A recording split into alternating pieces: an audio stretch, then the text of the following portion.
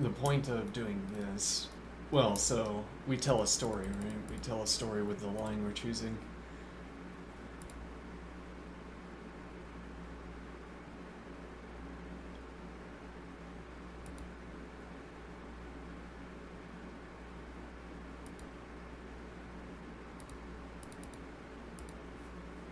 So we are trying to trick the opponent.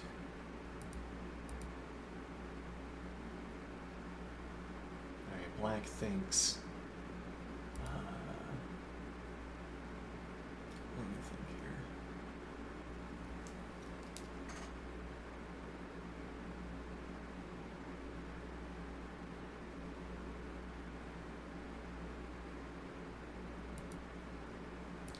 Black thinks we're looking for bishop e2, so like a common structure here would be this. And now this is quite easy to argue as bad for black, because if you do this, it comes with tempo. If you block with a knight, you've pinned your own knight to the rook. If you block with the central pawn, I already have a piece point of pressure. I can develop the knight with an additional point, and then out to cover the advance. This pawn, people don't do that. Well, but if you do block with this pawn, well, look at that structure. Who wants that? Here, though, knight applying a point of pressure to what I'm targeting with the bishop seems less good. On the other hand, you can't move the knight. So if I can keep developing, then we're going to hit a juncture where black can't develop the knight naturally without committing to a pawn advance. Where the most natural pawn advance here, barring intervention on my part, would be to advance d.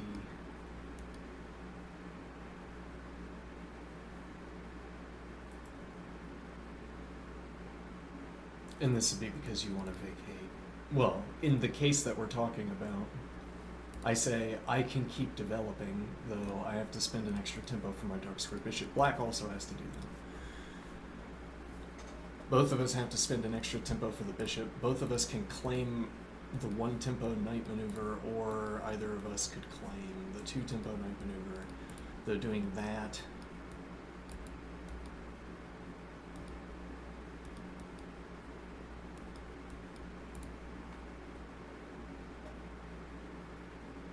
is maybe favorable to white, maybe it isn't. Though I have the tempo, I can prevent you from playing this now. So now if you want to develop, well, so let's say you claim the one tempo knight move. Now, I can also claim the one tempo knight move, but I could also play knight d2 through to f1, and knight a3. Knight a3 is available because you don't have coverage over this square yet, and then ultimately we end up going back to d2, I guess, which is undesirable. Though actually, let's say, yeah, that would be the bigger problem, right? But this is on pre with tempo. And then I have time to move the knight. You can't target this square.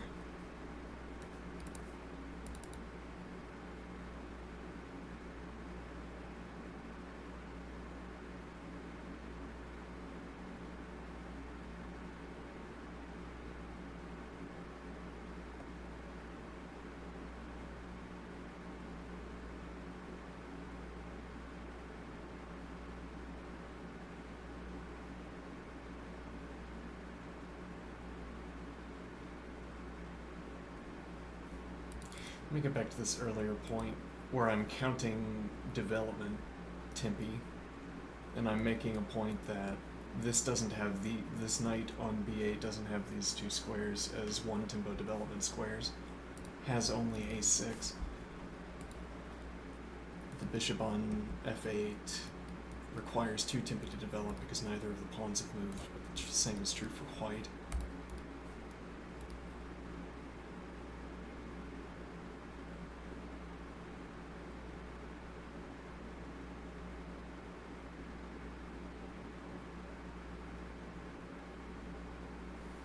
One tempo knight development moves for these two. I already have the king tempo as well, so I could do a characteristic line here.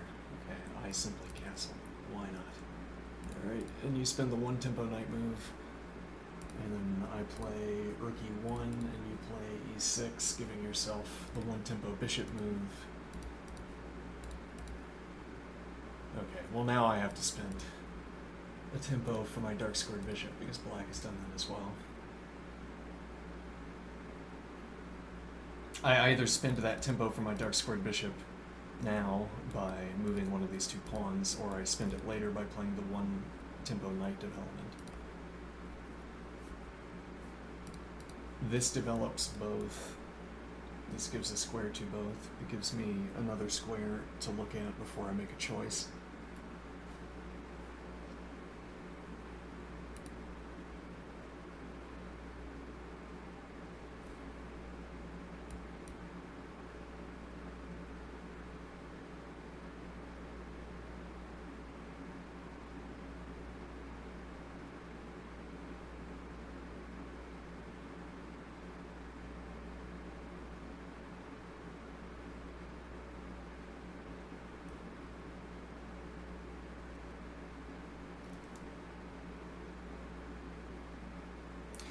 Claim this was fastest, though black can also have advanced twice because we're not preventing.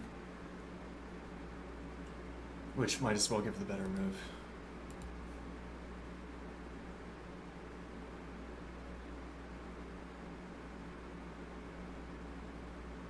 So black has claimed to move for the dark-squared bishop. Though we could also say, yeah, we could also suggest here that knight passing through to c7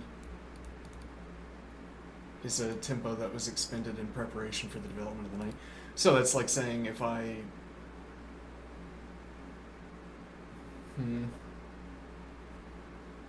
It's like saying that if I continue through with development, this is... Well, I mean, one observation here is that if I simply continue with development in a way that doesn't frustrate black or claim a tempo, then... Well, okay, let's keep the mirror. Let me see. I will also spend a dark-squared bishop tempo, though I might prefer this.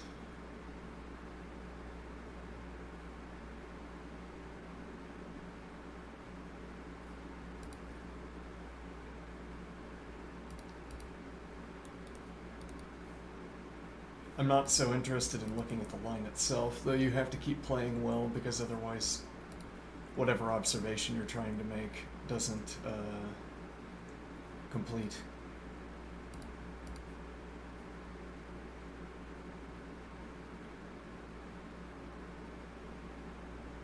Alright.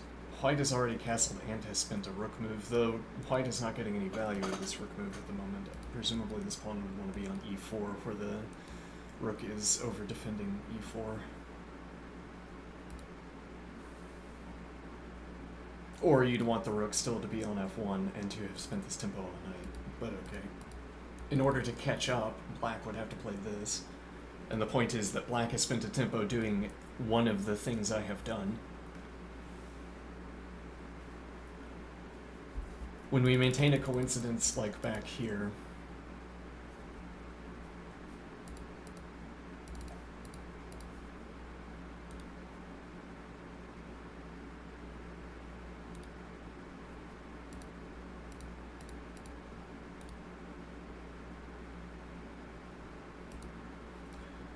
when we maintain parity, we maintain parity here by spending a tempo developing the dark-squared bishop. Okay.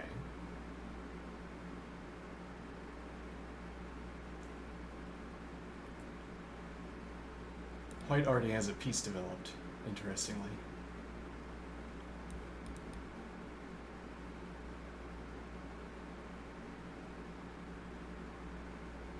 No way to get the dark squared support.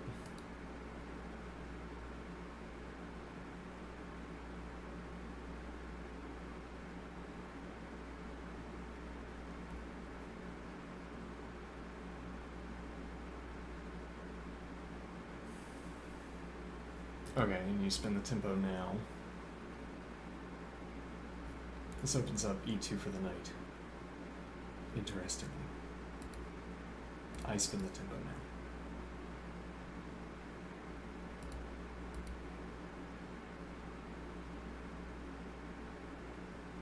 Now black has developed the knight, I developed the knight. Black is castled, but I already castled earlier. And now black still needs to develop this knight.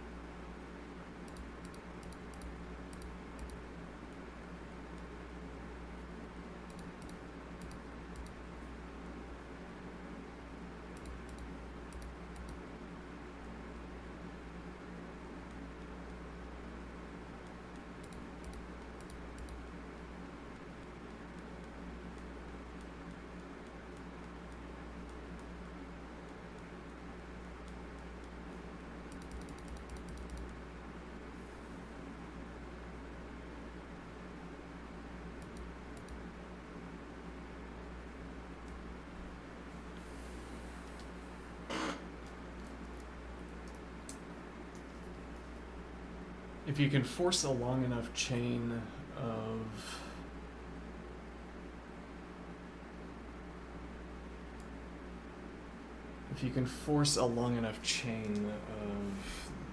moves, of forcing moves, when you get to the end of it, it's like you have advanced warning of when a line is going to become bad. What do I mean? This line after the kick is moderately forcing. It's not completely forcing. After you take this, if you can't kick the knight, this is advantageous. You mean like as if only move is one of these two knight moves. Surely must be played because of the pressure of the knight. Maybe not, but there's also this tempo. If you spend this tempo defending the pawn, you're probably committed to another tempo later.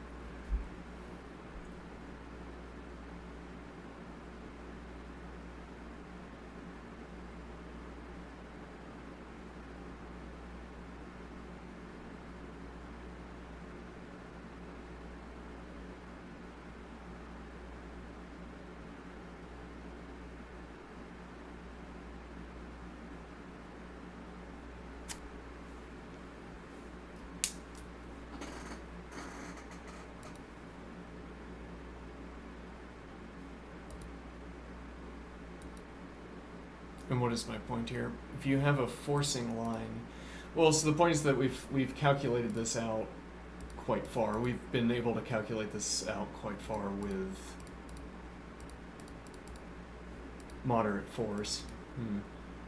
As in, most of these moves are, well, like this capture sequence, for instance, you could immediately capture with the pawn instead, which actually, now that I'm looking at it, looks better, though it doesn't look as good after this.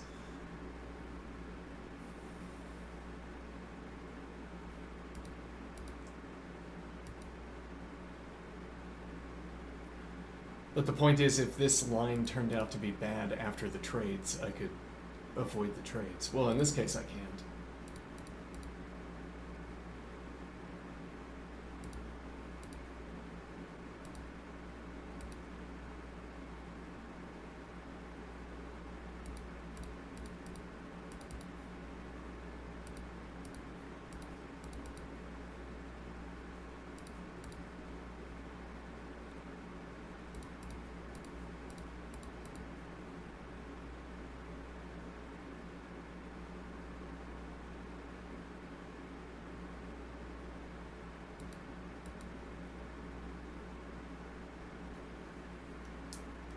I'm not finishing any of these thoughts that I'm trying to start.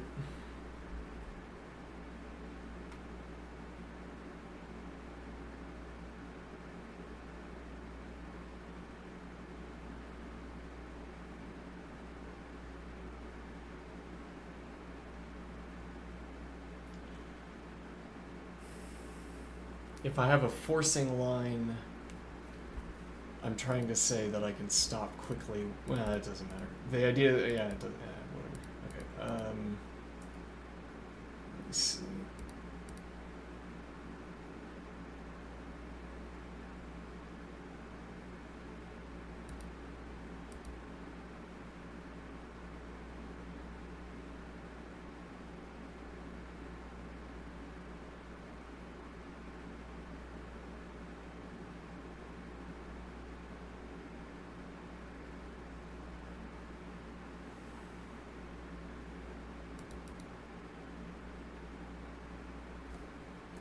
We're trying to make the claim that we've made this knight development bad by making the activity take place on these two squares, because black has only this as the knight development move next. The alternative for black, yeah, well, that doesn't work tactically, so you'd have to, well, you could drop bishop back, is really the alternative here.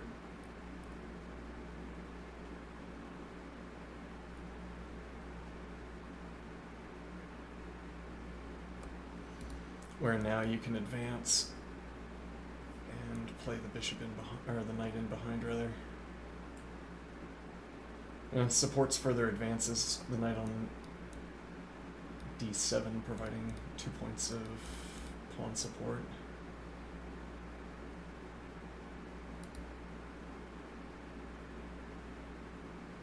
Though this also, it cuts your bishop off, rather your queen off of c7, but you don't have knight a6 through to c7 now. So if it becomes awkward for you to advance the d pawn, well, it's like now you're going for the double advance because you can.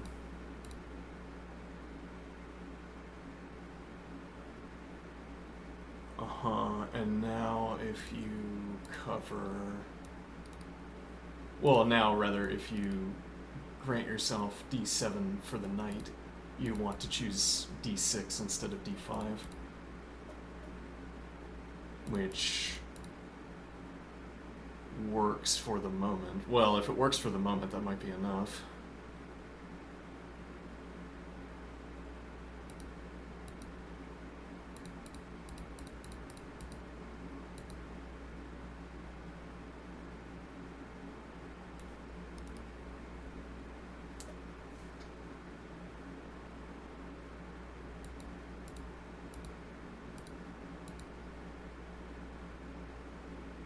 This is slow.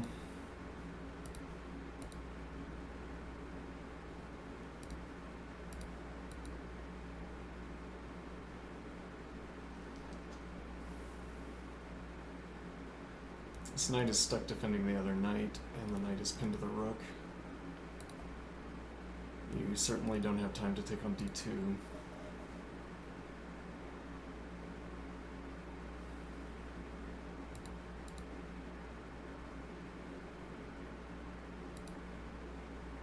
Right, but now we see, yeah. That would be the move, I am thinking, because, well, I can't get through this. And even if I bring a pawn in, by that time you have some defense for g7, so we're not going to score a mate on g7.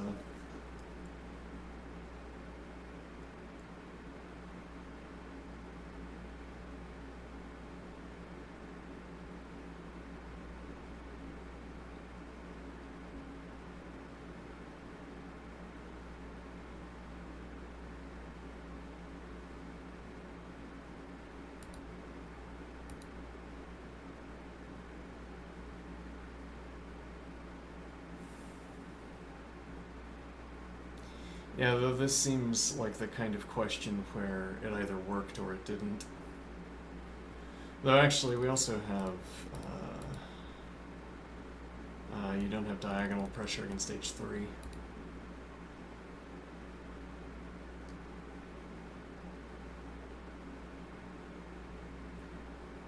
And you can't put pressure against the bishop to persuade me to keep rook defense either.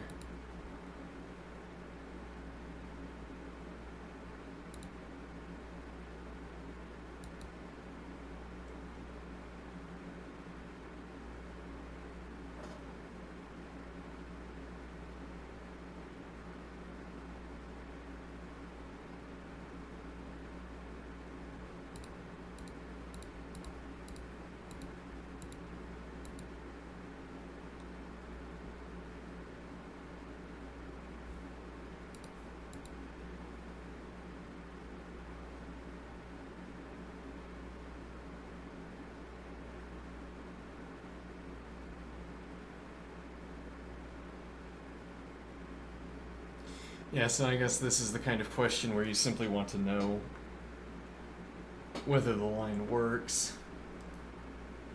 The tactics are too complicated for me in a timed position.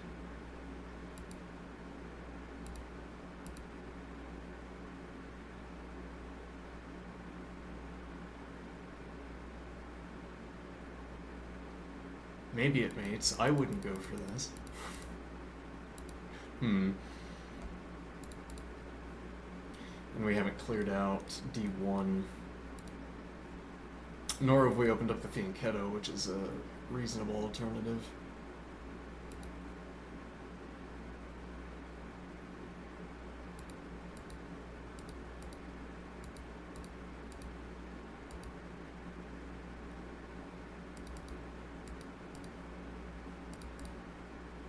Yeah.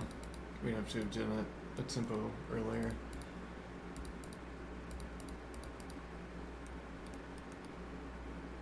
Yeah, this seems unwise by black. We're not down material in this line. Though material is off the board.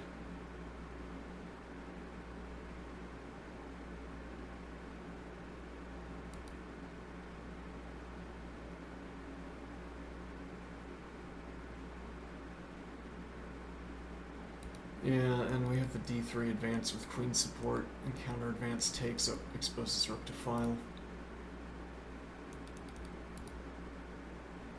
So that... no advance because we take with pawn defense. There's a possibility that... no, because the knight... yeah, we'd have to take with the knight first. Well, this does come with check, but then this also comes with... Well, actually, we just don't have enough support for that. Yeah, we'd have to take with the queen. Which I don't want to do.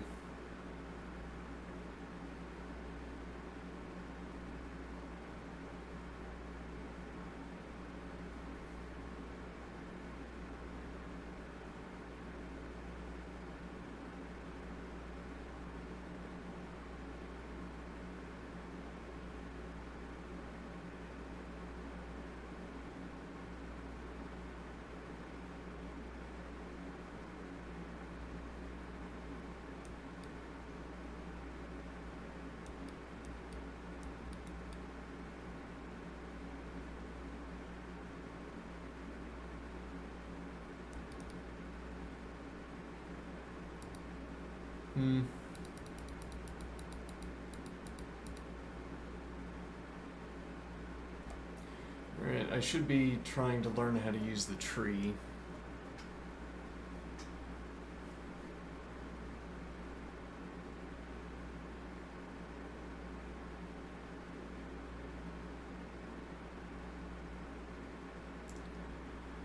I start observations. I'm at least earlier in the stream, I was making observations and saying, okay, let me present an example for my observation, but then I construct the line and then I forget what my original point was. Now I continue to find some of these lines interesting, but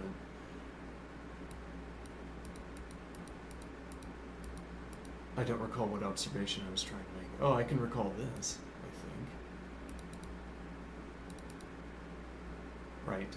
Black anticipates development like this. Fast castling. A game with fast castling. Alright.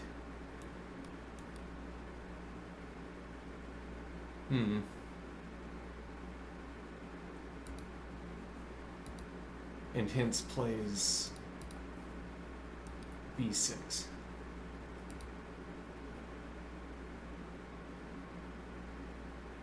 Okay.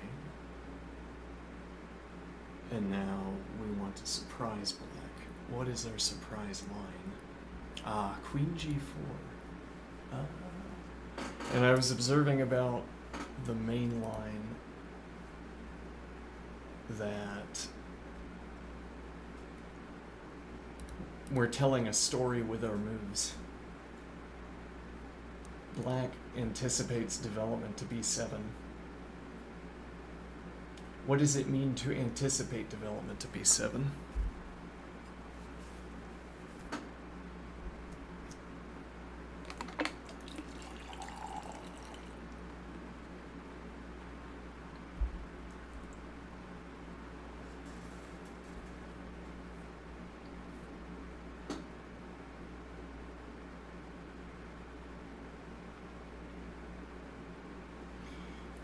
If you don't want to make that a technical question, it's quite an easy question to answer.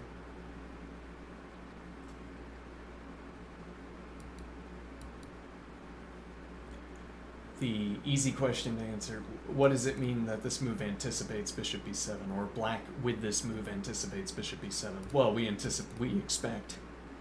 Where expect is a non-systematic term. We, the people talking about this construct, expect that bishop b7 will be played.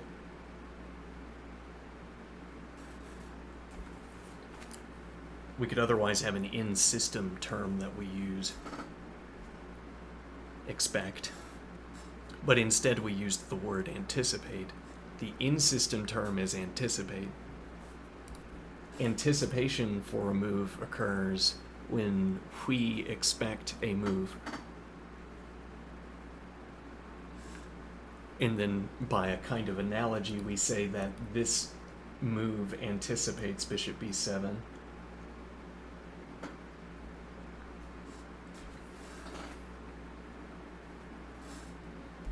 So anticipation obtains when we expect. What expect, we don't know. We get a Boolean. When we, the commentators, expect that bishop b7 will be played, we anticipate the move.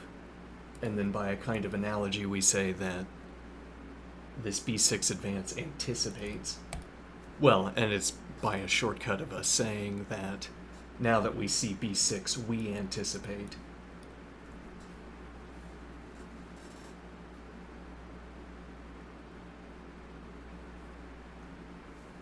Now, white plays queen g4, and black responds with the central advance. And we're trying to tell a story. Well, so I'm saying we're telling a story with our moves. White is trying to claim that black is put off step by queen g4, as it were. This move is not good if you know about queen g4. Say this is a good move when you have this kind of development, or a fine move. I'm not sure where we're going with this. Well, at any rate, black claims And we immediately drop back to G3. Okay, and the sequence we gave was H5. So this is also not bishop B7. To aid in making the point I'm trying to make. This is also not bishop B7, but though we said that B6 anticipated bishop B7.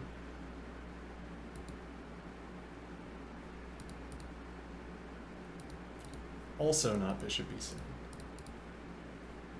And now bishop B7.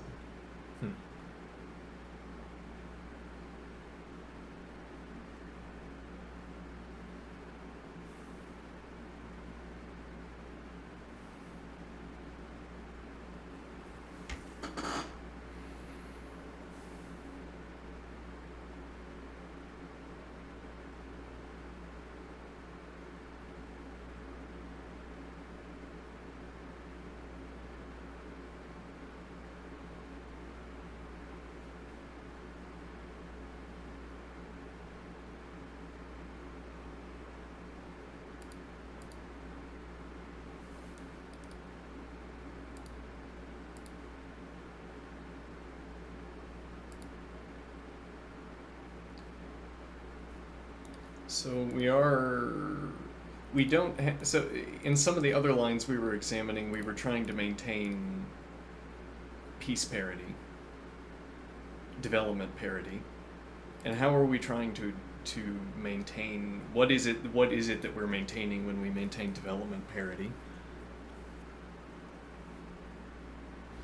If I take each move as being a kind of claim, so if, well, take a symmetrical case, a symmetrical opening. Both sides play the same moves, and the rules of chess allow this to be a suitable line, whatever suitable means. Okay, and now I can say the opponent developed the king bishop. I developed the king bishop. The opponent developed the queen bishop. I developed the queen bishop. And if there's an order deviation, then I can say, well, first, just keep going for a moment. Okay, so I say white developed the king and black developed the king. Castled in this case.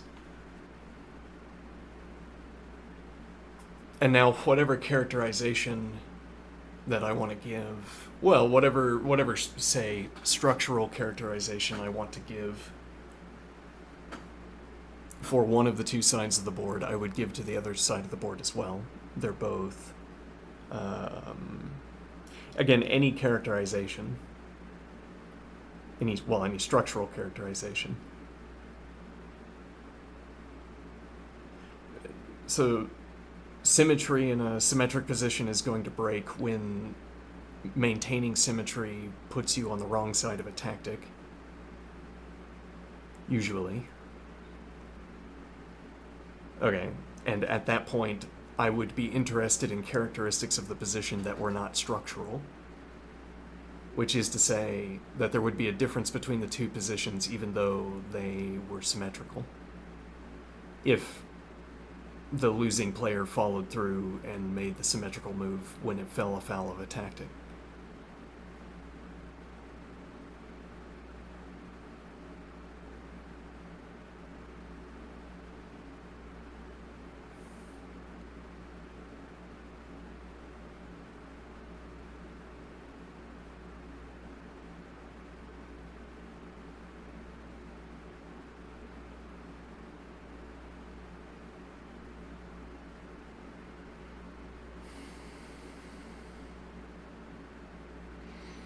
So when I say any characterization of a position, well, again, if I could strip the color out of the position and I could strip the coordinates, and we only talked about point distributions, piece positions and their corresponding point distributions,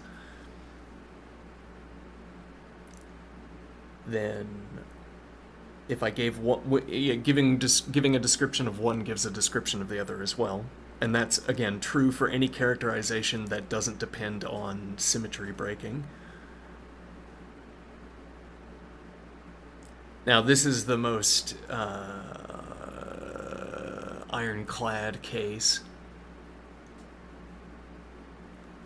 A different case is that, well, note the descriptions that I used. I said white develops the king bishop and black develops the king bishop. I could be in a better position for giving myself visual aids here.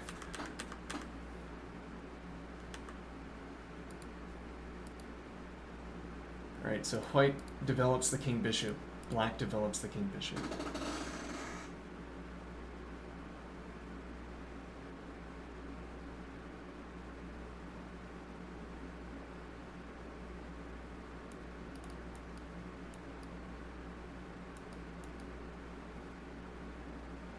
In this position, certainly not a symmetrical position.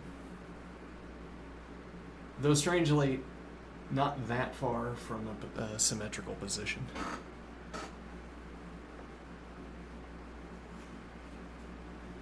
Okay, now the point here is that if we wanted to take, well, let me think. If we wanted to enumerate our characterizations of a position,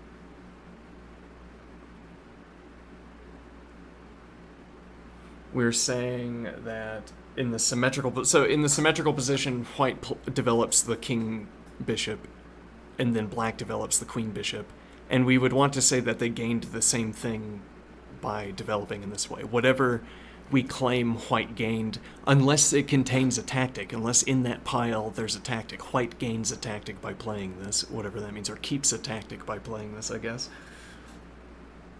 If we have a pile of moves and white keeps a tactic by playing the bishop, then there's a difference between the piles. But otherwise, white develops the king bishop, black makes the symmetrical move, and whatever benefits we want to claim white gained by making this move, we also want to claim black made. In this case, the position isn't symmetrical. Now what we get instead is well, again, so look at the description that I used. White develops the king bishop and black develops the king bishop. If that's the only description we have, we could generate the combinatorial expansion of all of the possible developing moves for the king bishop on a given turn.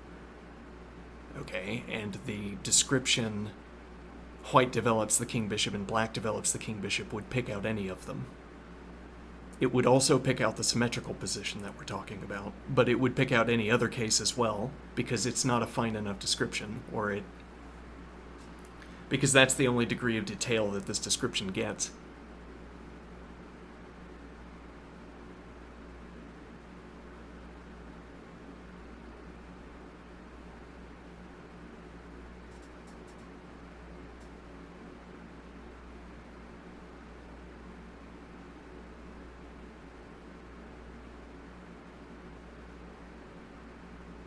Now what's the point?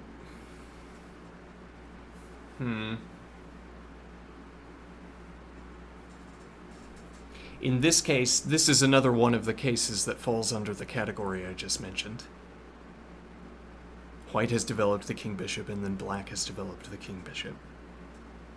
And now what we have is like an assertion that you had a good square for your king bishop. I also have a good square for my king bishop.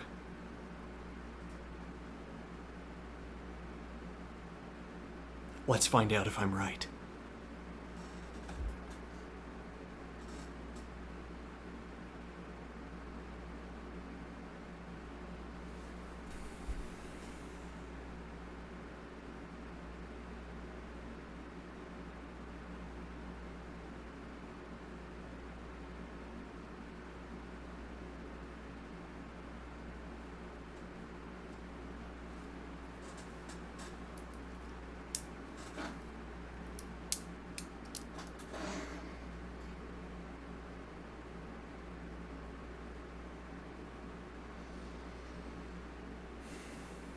Now the point here is that in even less symmetrical positions, we could take a further step back in our categorization, or we could make our categorization more vague. What do I mean?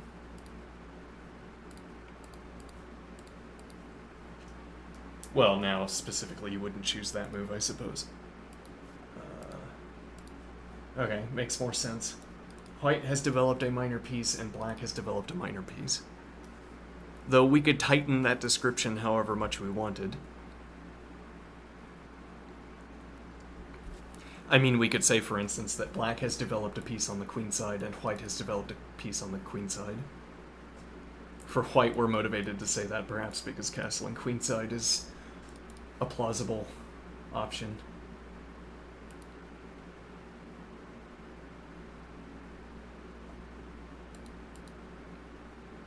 The idea behind maintaining parity of categorizations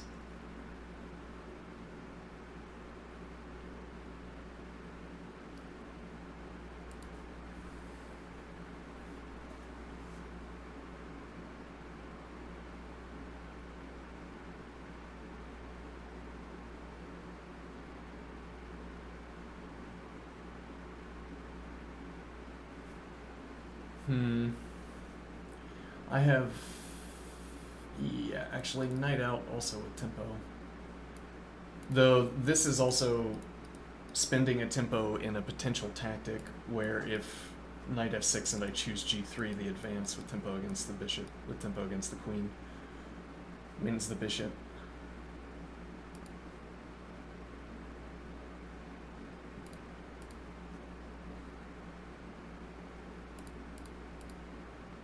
Still wins it. I don't have time to get back. Though here, interesting.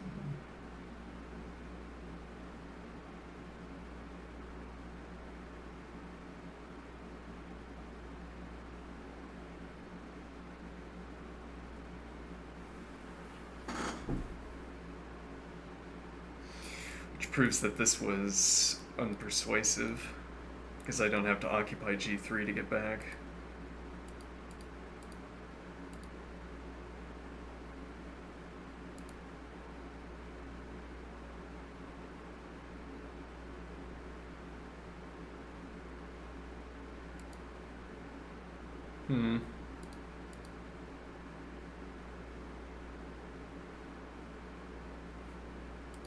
Well, here we do have g3 with no requirement to move again.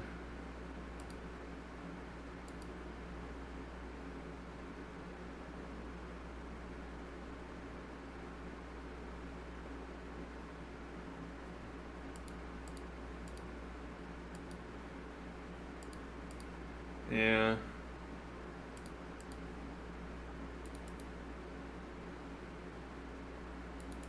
Whereas here, well, again, I might be committed though if I play knight e2 here. No, I still don't have g3, and this effectively claims the tempo. I don't want to trade queens, but let's see. Well, you could try to. Well, actually, now this supported by the knight. Though, maybe this is fine. Hangs a pawn, actually, yeah, and this comes with a fork. So no, that's a bad line.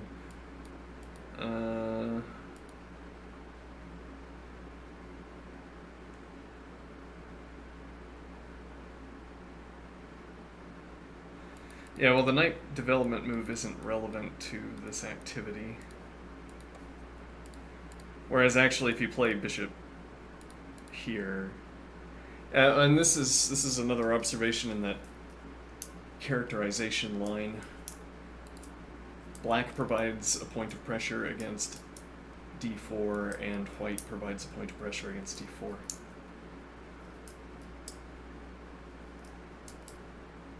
Whereas if black plays here, whatever characterization you want here, and the unmatched, the unpaired description. So to say here, my description of the knight and the bishop are paired in the sense that the only mode of description I'm interested in applying to them is whether they are applying a point of pressure to the square. So they're paired with one another because they both apply a point of pressure to the square. Now, these two pieces are not paired to each other. The descriptions I'm interested in applying don't mirror. I can't use the same categorization for both of them. Or, rather, better to say, I can't use this characterization for both of them. I can still use this characterization for White's knight, but I can't use it for black, for the black bishop. And therefore I don't have... I think...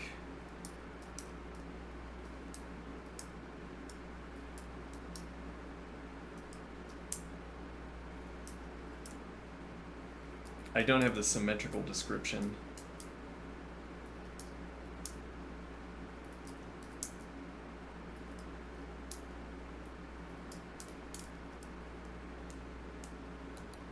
Well, so, I mean, what we could try to claim, black applies a point of pressure, white supplies a point of pressure.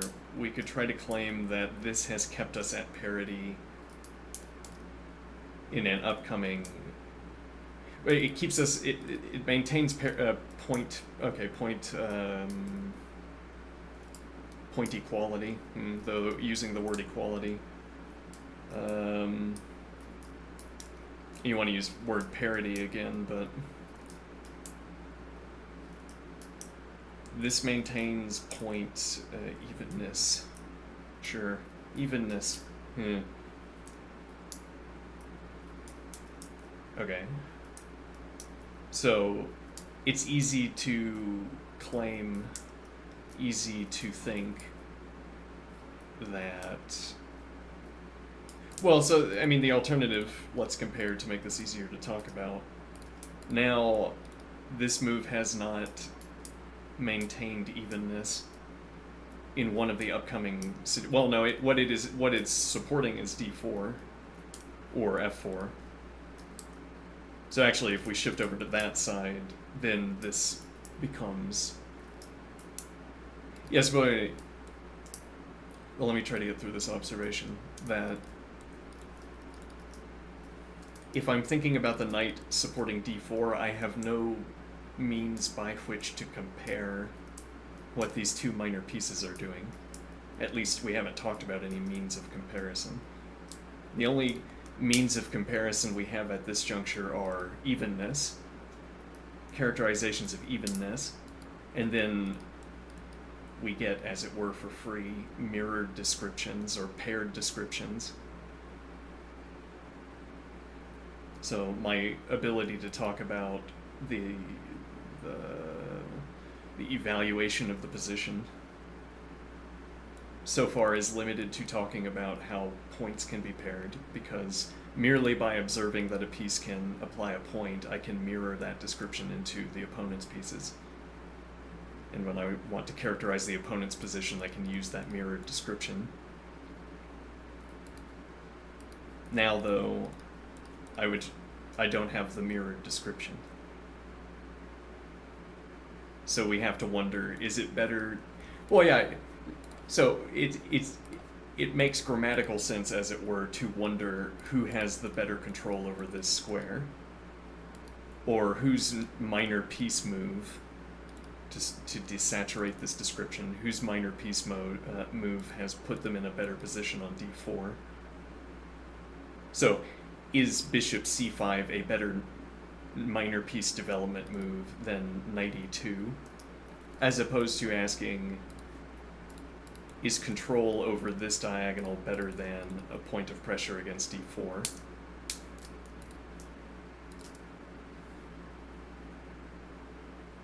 Whose minor piece move exerted pressure in this mirrored case, more pressure in this mirrored case, as opposed to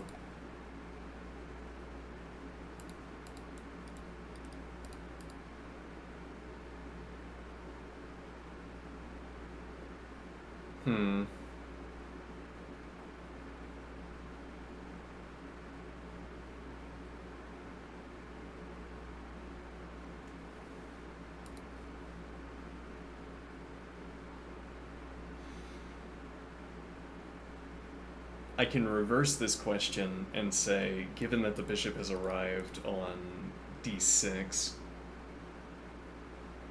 how do I...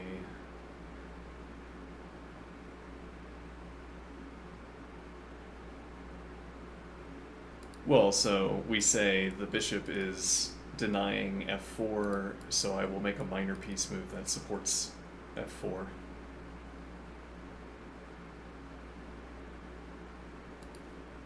This knight move also supports f4, but the queen is on g4, so we can't play g4, which means that we can't get the knight behind the pawn.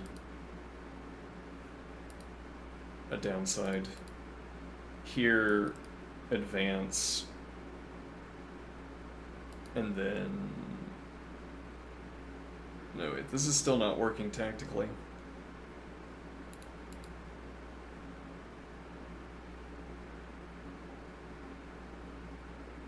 I mean, barring this, which... maybe.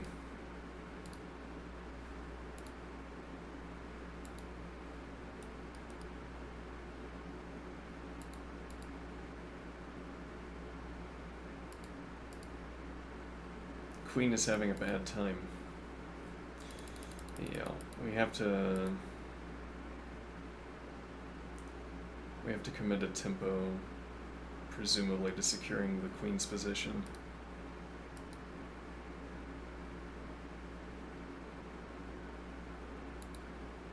Yeah, now this is unpersuasive. And then we follow through with bishop d3.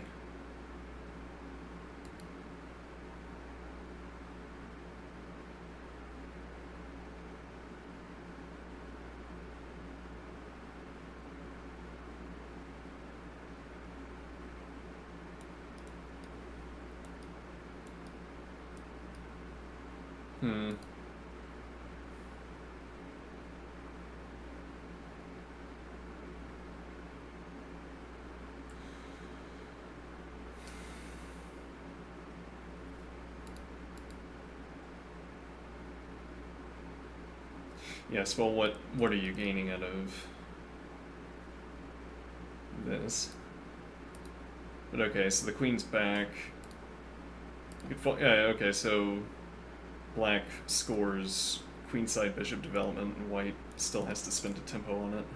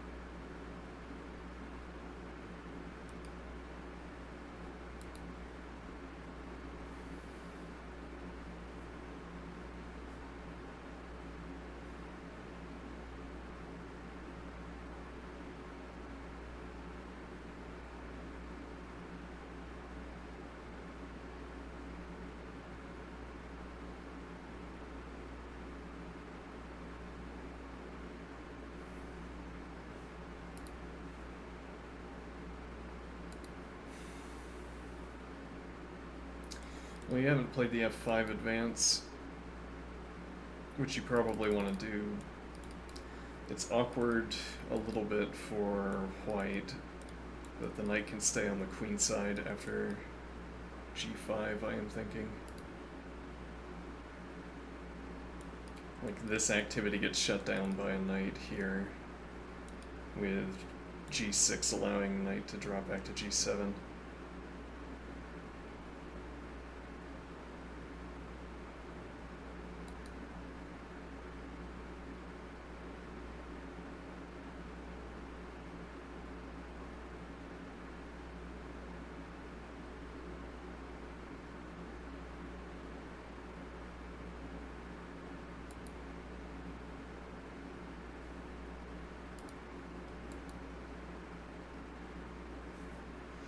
The observation here, the knight doesn't have anywhere to go, so this merely drops a tempo.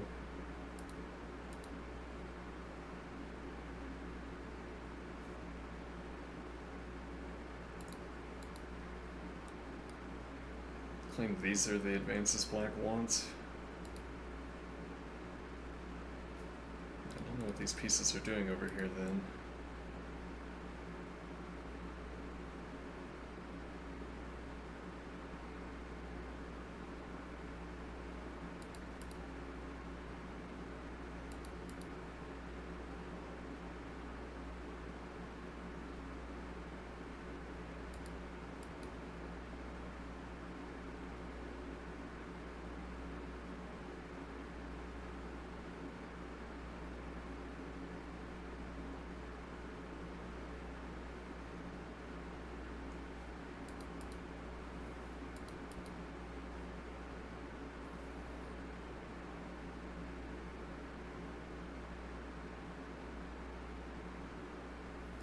Yeah, the double heavy piece support stands out as being particularly wasteful.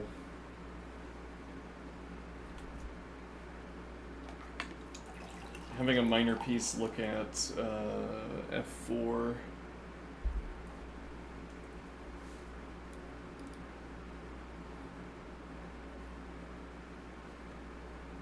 Makes some sense. Keeps the pawn more stable because it discourages f4, the f4 advance.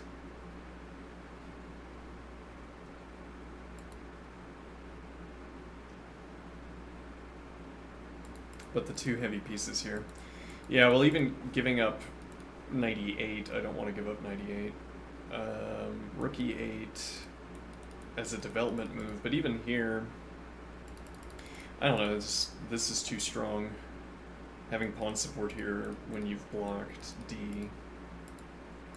so it can't. You like the f advance supporting instead, and now the counter advance is less persuasive because white can't follow through with a capture. I mean, if you follow through here,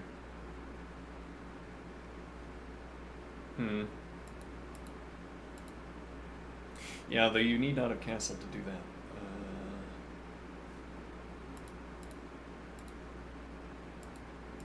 I guess the idea is that now I've moved the knight, though even then the advance is available. This doesn't stop it. What does stop it is this advance. Interesting.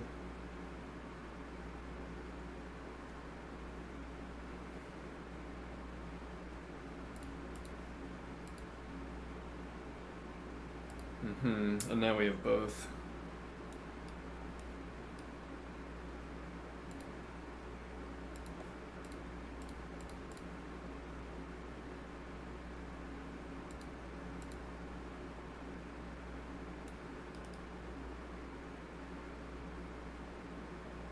Then now c3 is occupied, so the knight has to use this square.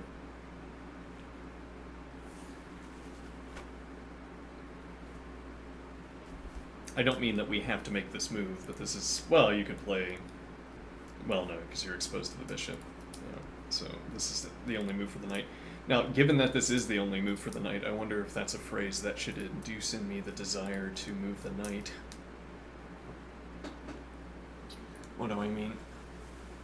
Maybe it's a positional rule. Maybe positional rules work like this. If you find yourself formulating a description, then you should consider this other description. E.g., if you find yourself saying, we have only one move for the knight, then you should take that move.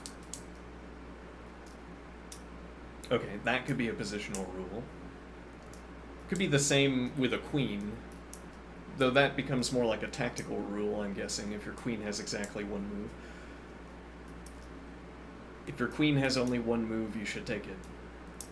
Because it can only... Well, I mean, you could move from having one move to 0, though if... Yeah, like I take the one move I have with the queen, and then I have no moves available. I guess the idea would be that if you find yourself in a situation saying the queen has one move available, well, you know, a queen can cover anywhere between one square, can have between any one available square and some positive number of available squares.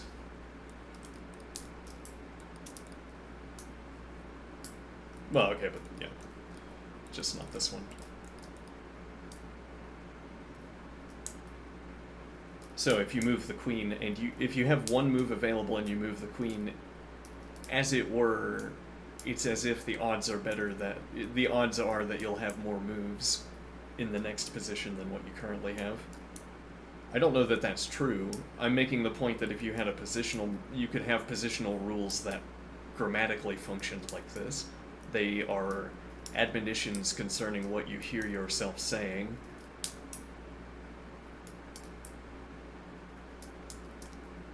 If you hear yourself saying that the knight only has one move, then you should take the move, is a kind of admonition.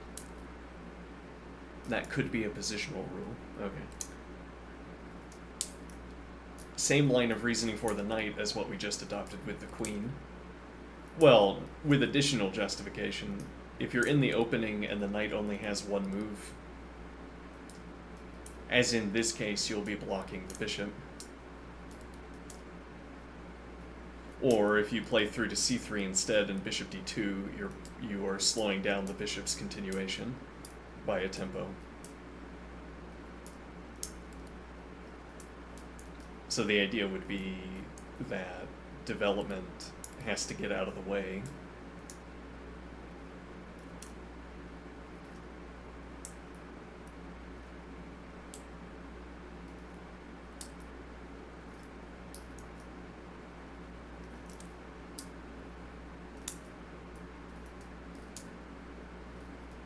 Development has to get out of the way, and what I mean is that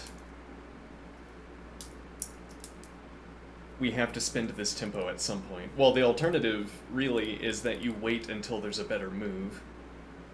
So like, if a4, for instance, made knight a3 an acceptable move for the knight, then you could hold on and play a4, and now you have the two options.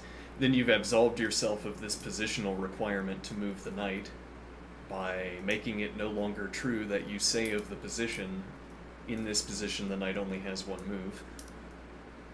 You don't hear yourself, well, yeah, if you make the advance, you don't hear yourself saying the knight only has one move. You don't find yourself with consternation expressing this bad fact about the position. Or we follow through with development to spend the one tempo developing the knight. But then where is it going?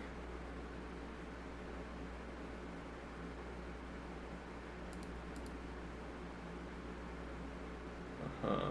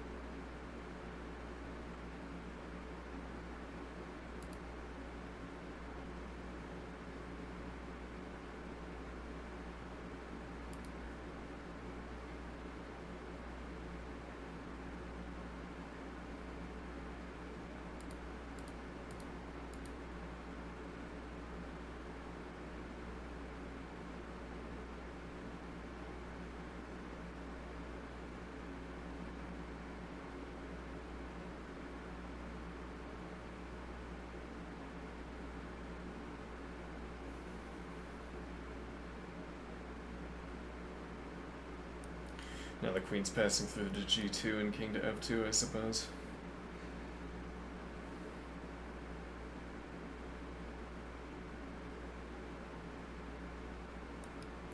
Play h4 and, well, no, that's not going to be available if we don't have the diagonal. We need the queen still on f2 if we want to play h4 and g4.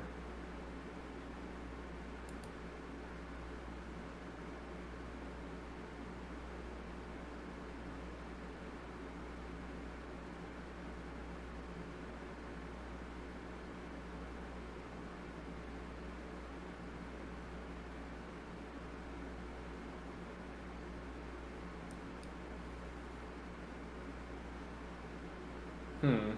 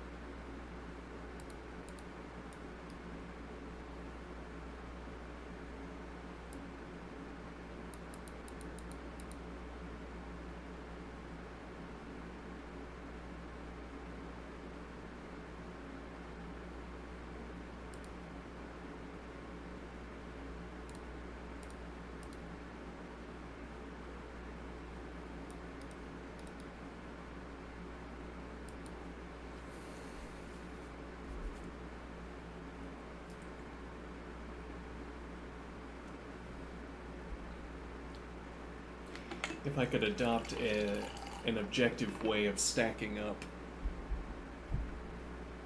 characterizations of the position, well, I could enumerate points. I could talk about points of pressure only, and then in that case, if I enumerated I enumerate all of the points of pressure for both sides. If in the cases where one side has many points of pressure and the other side has few, that often correlates to a saturated position in which the more point haver is winning.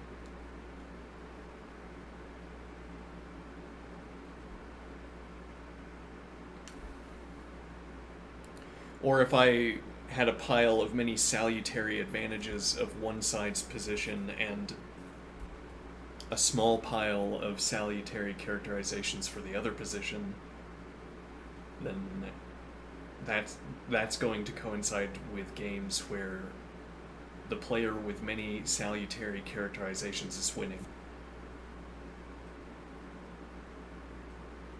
The point being that instead of saying, for instance, black has the better pawn development and therefore black is winning, or white has the better piece development and therefore white is winning, I would say white has a large pile of advantages and black has a small pile, and therefore white is winning, which could still be wrong, notably because the most critical advantage is a tactic.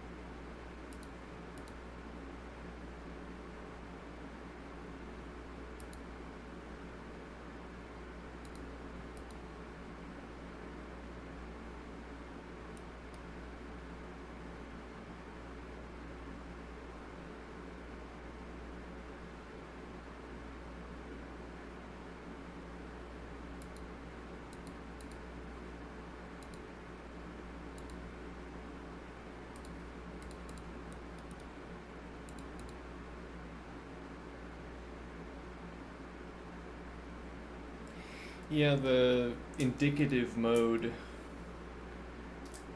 where I want to play Queen e7 to show it, but that requires me to choose a move for white. Okay, but the observation isn't that black would play Queen e7, which is what I could illustrate with a line. Instead, the observation is that this retains this square for the queen.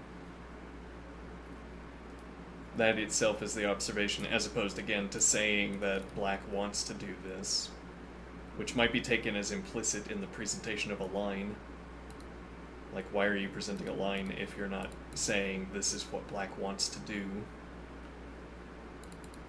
Okay, but also simply, yeah, this not being an input is senseless. It's a pejorative term. This not being an input is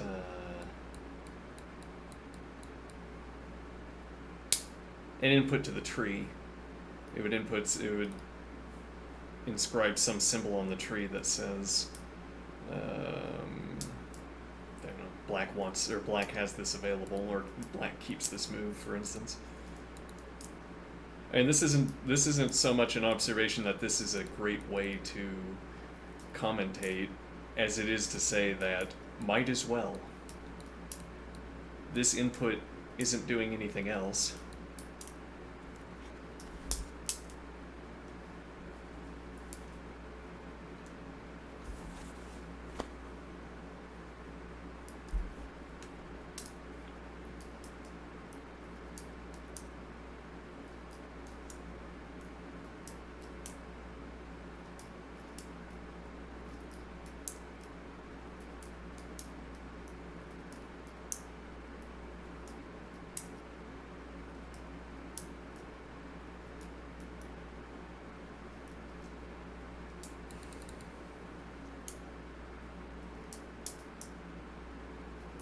It's an interesting point. This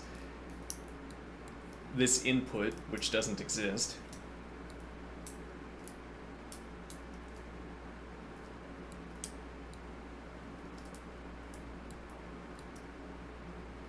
but it would be, there could be some software extension that does exactly what I just described, namely when you choose this input, which currently doesn't exist, it would exist, and choosing this input would put a symbol into the move tree that indicates that the piece retains this square, or this move remains available.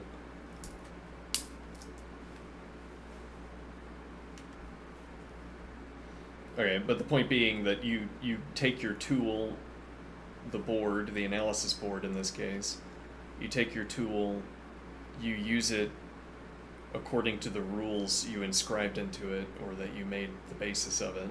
So you have these rules for interacting with an analysis board that you have encoded into the software for the analysis board. And then when you engage with it in a tactile way, you see that there are possible inputs that are not available. And then you encode, and then you extend the surface, the interface between the rules you've established and what could become rules. It could be a rule, as we say, that you make this move and it changes the tree. That possibility becomes apparent, in fact, in the course of interacting with an analysis board. That the analysis board could be different in this way only strikes me after I've been interacting with the analysis board.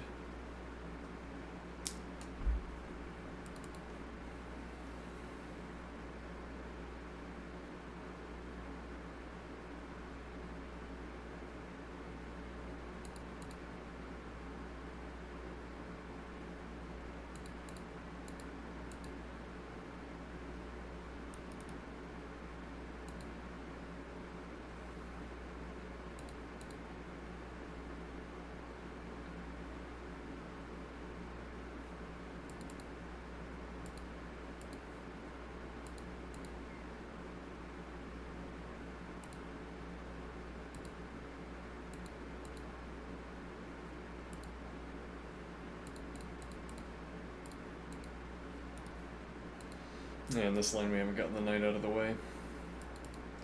Black would have to apply just by taking on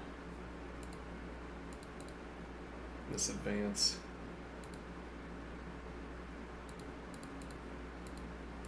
The point here is to say that this is a concrete advantage, so I am thinking except that this takes it away.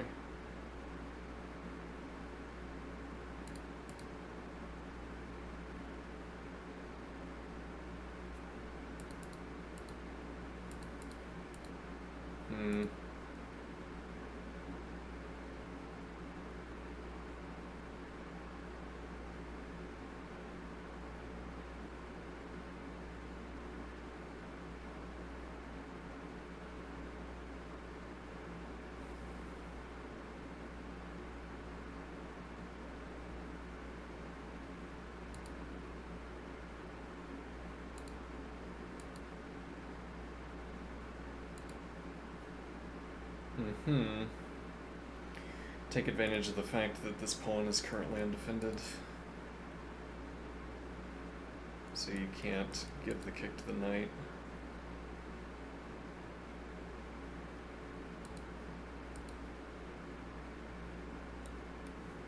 That might as well be the rook. Yeah, well, with the idea being that if you kick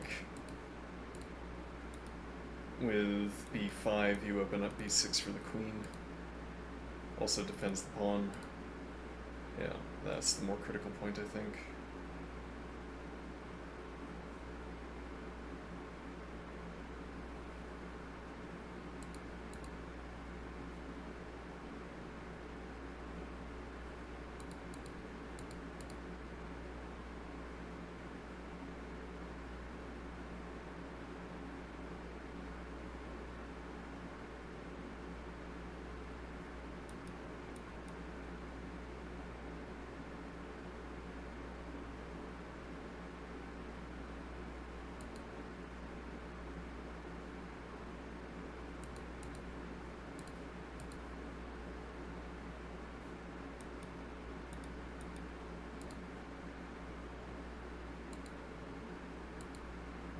Yeah, now this is undefended. So I wouldn't have, if I use the bishop on d2, I wouldn't have knight c3. This would discommunicate bishop for pawn.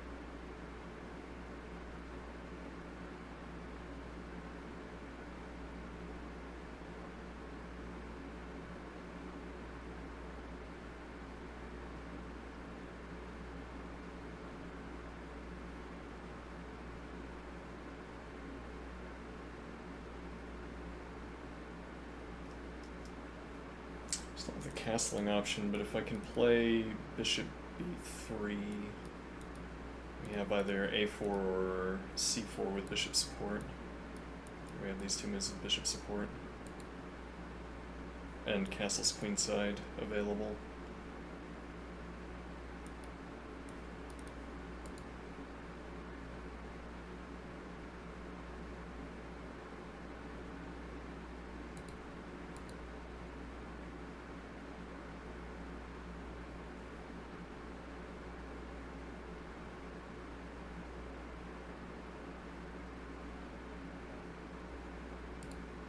This is with check at the moment.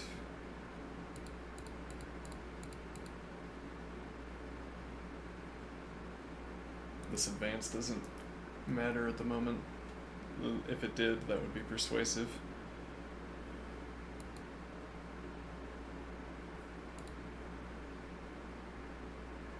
Yeah, no interpositions.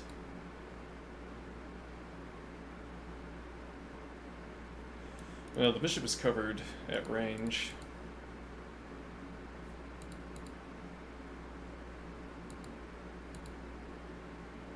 And now if the bishop drops back, it's behind the structure instead of in front. And we have knight d3 available, potentially. Well, actually, we have knight d3 with bishop support, so long as we don't have to move the bishop, and we don't have to move the bishop until we've moved the knight. Pawn dominates knight. If you spent a tempo playing here, maybe. I don't know.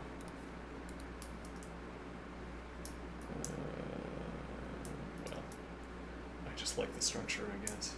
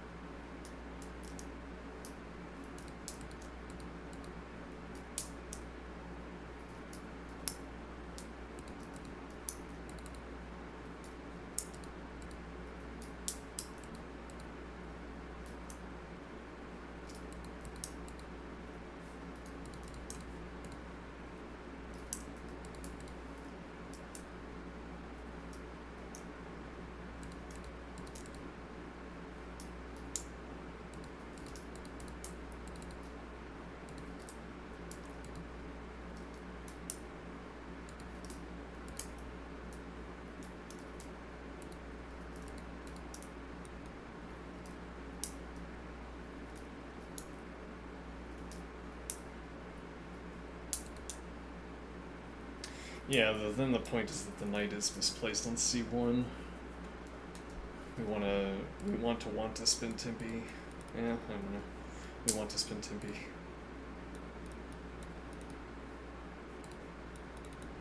Some pressure against the light square bishop.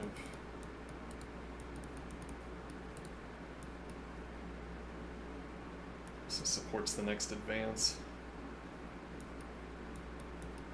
Even enough to make the advance. Interestingly.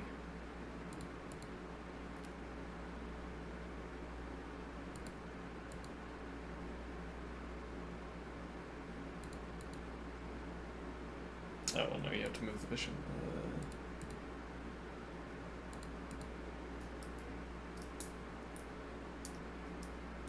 Yeah, the queen was looking at this.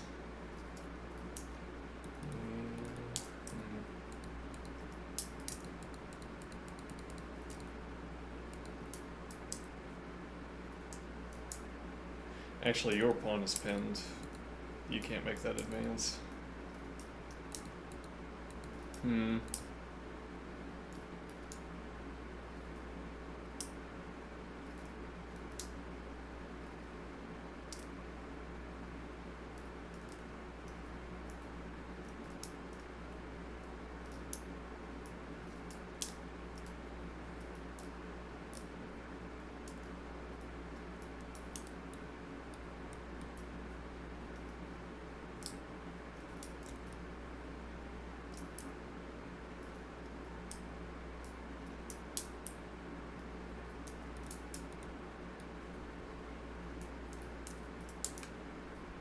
Yeah, we don't want to use D3 because of the E4 advance.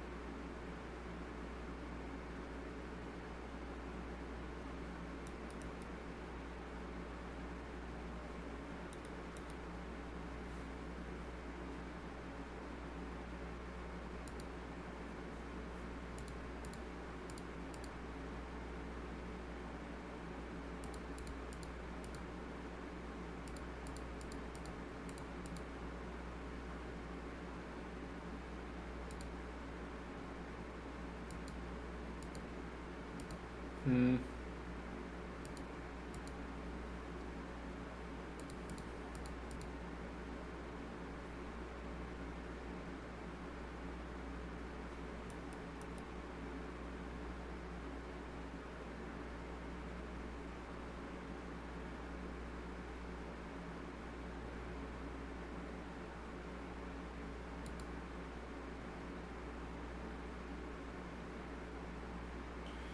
In some of our analysis, we've been conflating bishops and pawns, or some of the story we've been telling, some of the visual aid we've been using is that if we end up in a position where a minor piece in general, or in this case, bishops and pawns, if a bishop ends up looking like a pawn, then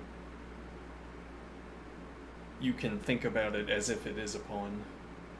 Like, you could ask only the pawn positional question if you have a bishop on a square instead of a pawn.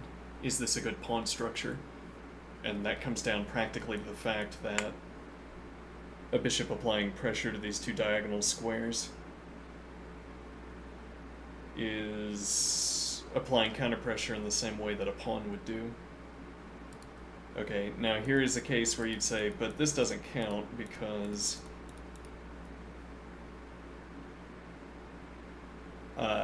the advantage here, putting a rook behind a pawn, typically precedes a double advance. So the idea would be that any time where you think you have a good pawn structure with bishops, then you can think about yourself as having that pawn advantage. But here you can't double advance the pawn, which is what you do when you put a rook behind a pawn. Well, you can do this. But I think my point here is that this story only has to, as it were, trick us into believing we have an advantage. This story about a line or a position being good, or various characteristics of a position being salutary, the only role it needs to serve is to trick us into choosing those moves. As it were, trick us. And what I mean by that is, well, if king c3 is a good move, the board doesn't care why I chose king c3. The engine doesn't care why I chose c3, though you might say the engine does care in a way why I chose c3, because you could characterize, if king c3 is a good move, then you can characterize why the engine thinks so. Maybe, sometimes. Alright. And what is my point here?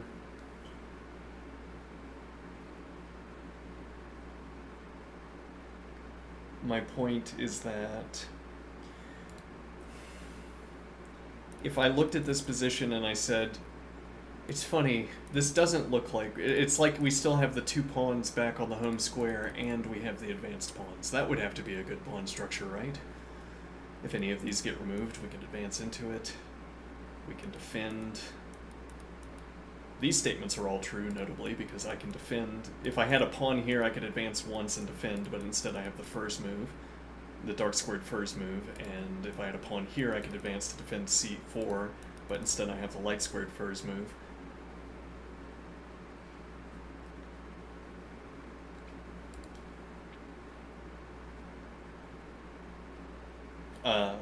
But okay, again, the mode of analysis only has to trick me into choosing the correct move. So if I say, this looks like a good pawn structure, therefore I think I'll go after it, it doesn't matter whether this adhered to our previous standards, our previous conditions for pointing at bishops as if they were pawns. I mean, that before we pointed at bishops as if they were pawns because they apply pressure diagonally. Here, that's not the reason why we would point at these as if they were pawns, except on further analysis where we can defend these pawns.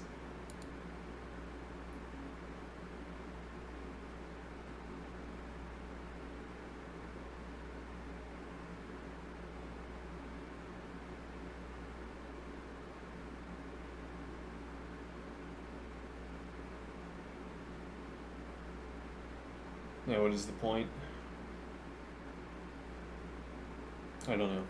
Okay. I like this for white. Well, we're at material as well. Makes it easier to like.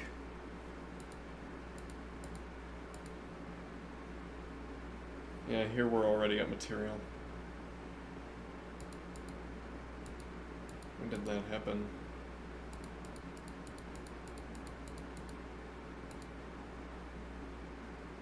Yeah, well, should probably go a little bit earlier. So if you don't develop the queen, well, what if you immediately launch? Yeah. That doesn't work. Right, you have to defend the pawn. Knight development. Natural knight development. Okay.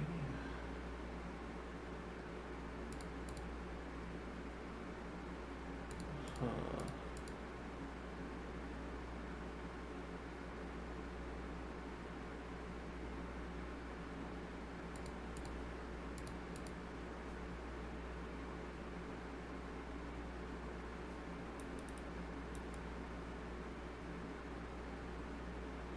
Though in this case, for support.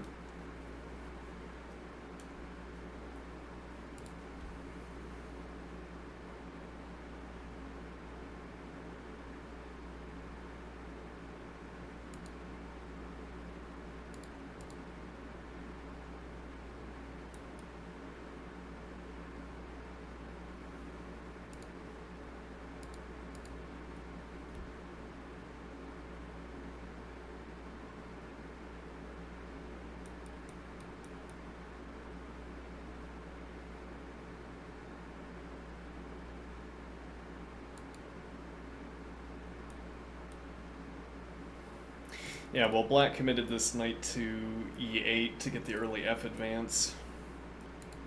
And now my rook gets to develop to a file where I don't have to trade with the opponent's rook.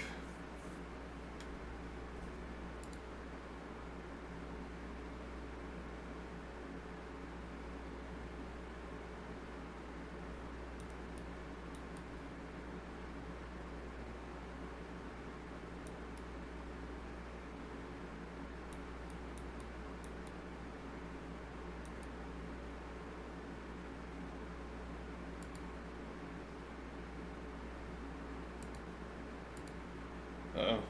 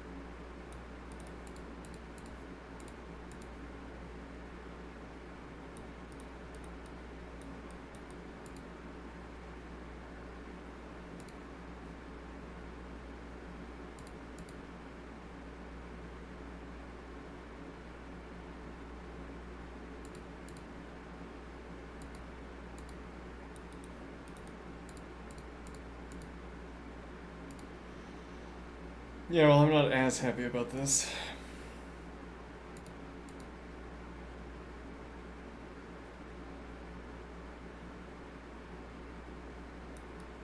But okay, yeah, we can still follow through on the development plan.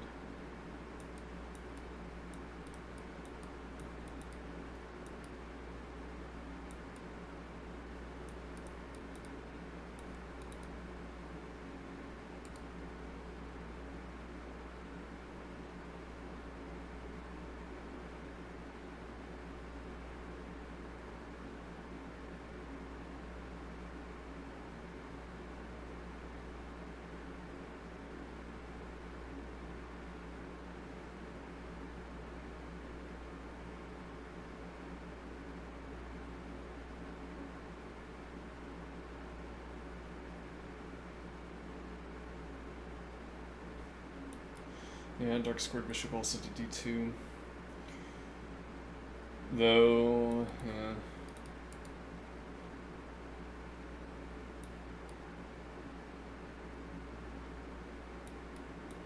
king maintains contact with c3. We'd have to get the knight out of the way before the queen gains access to the rank, but that doesn't matter for most of the defensive ideas we're seeing. Blockade the pawn, keep the point of defense, and we're just up material. This is unpersuasive by black, I think.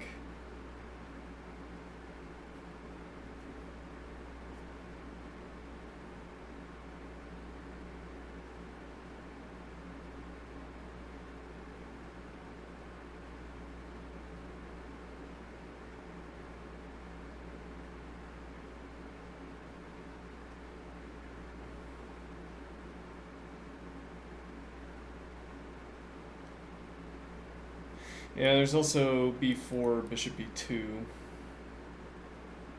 which leaves open rook c1, bishop e3, rook d1, king e1, keep the now we have more than adequate defense for the backward pawn on c3. And we continue to claim that we have the fastest routing.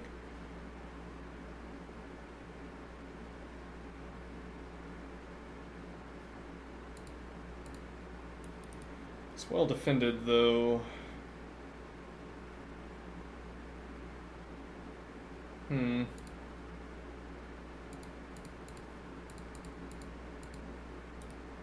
Yeah, it's removed one of my defenders.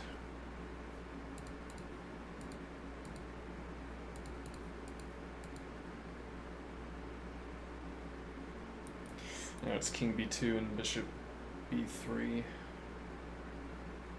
This knight is feeling a little bit drafty, and yeah, we have to get out of the way of the bishop before we can. So it had to be queen, or yeah, that's about it. So this pawn is weak.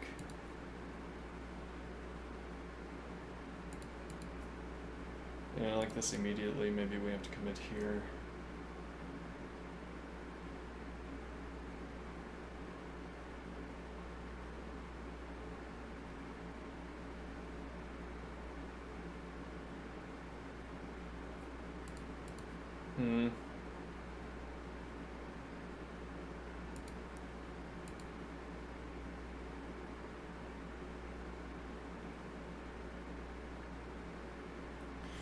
Now here my queen seems persuasive. You have to defend this knight awkwardly, I think. No, my bishop's on pre with check, yeah.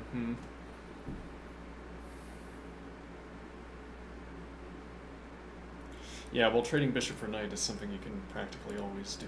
I doubt this is persuasive.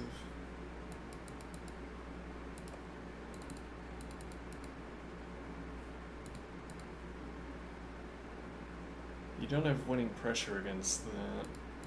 Specifically deny this square, open up bishop h2.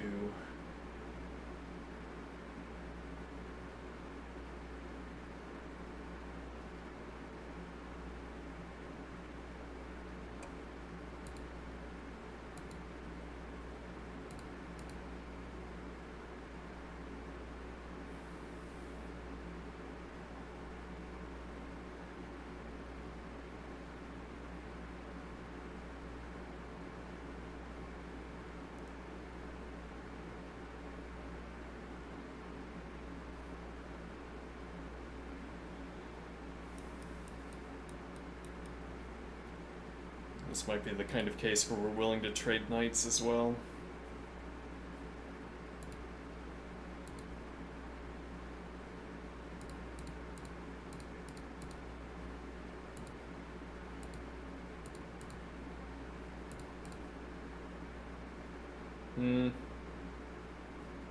Yeah, it's a little bit awkward.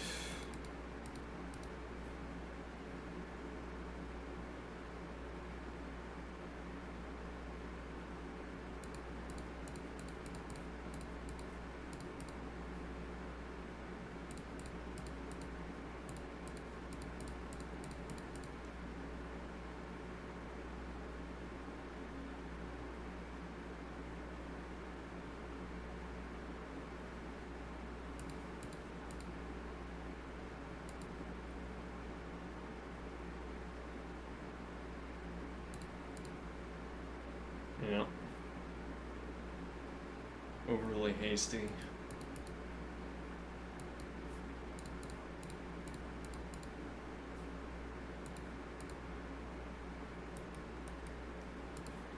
don't know the support.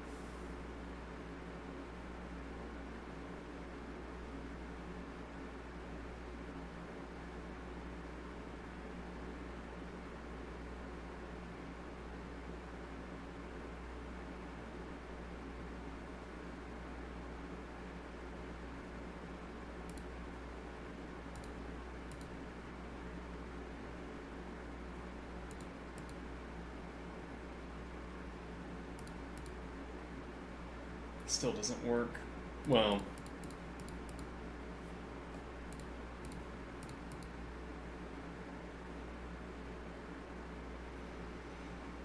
only to the extent that this counts as working.